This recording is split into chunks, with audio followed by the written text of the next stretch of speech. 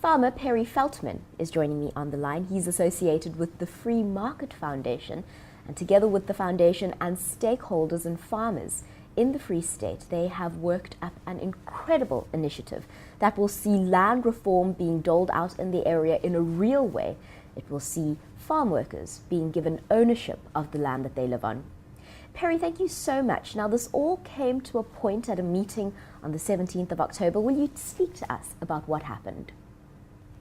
Okay, this meeting happened at Weyveld, and it's Weyveld's a little siding on a railway line that hasn't been maintained. It's one of these branch lines that Transnet has allowed to deteriorate.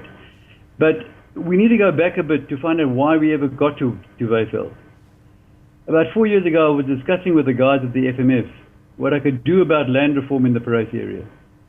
Land reform has always been high on the agenda for the FMF because of the empowering effect it has on title holders.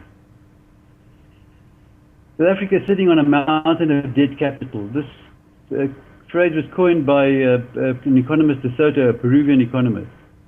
This dead capital, it's the ground that most black people live on.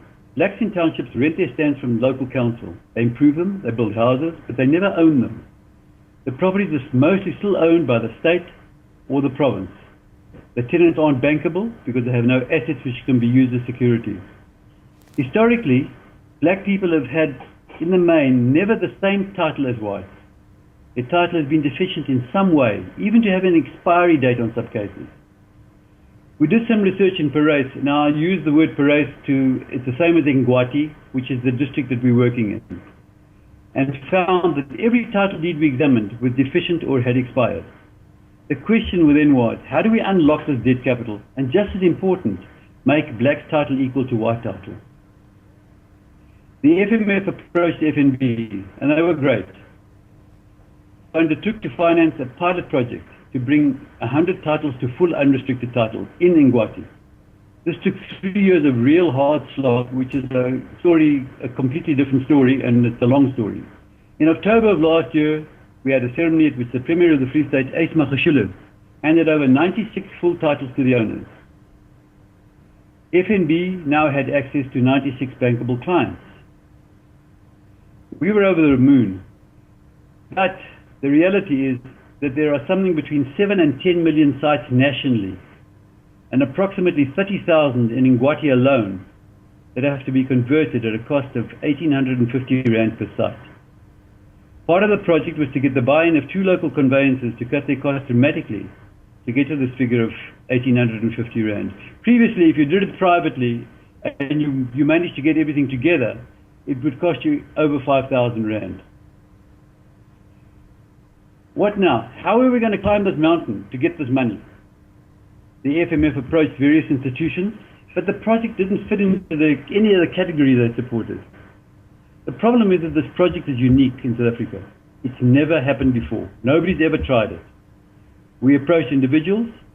We have the buy-in of Christo Visa from Pepcor, who's sponsoring 200 titles, and various other sponsors, including service organizations like Rotary.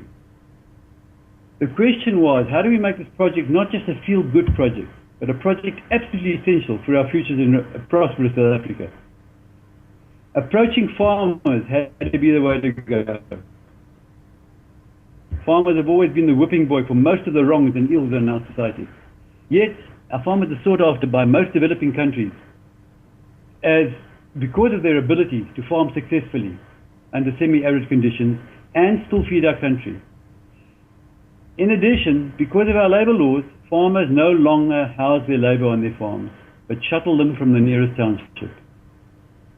The problem is how do you have a stable labor force?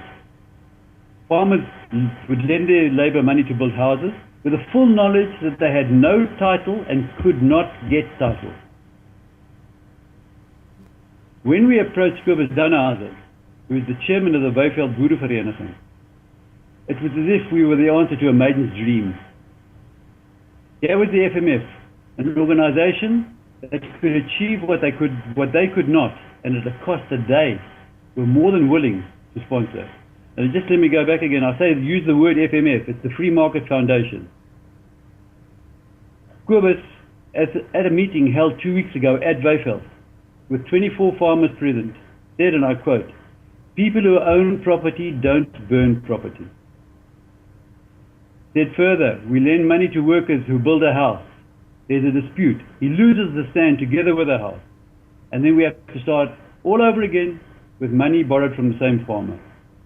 Wynne Dedworth, a dairy farmer in the area, pledged to sponsor approximately 170 of his workers' properties because he said the program was essential to the future of our country and the image of the farmer in our society.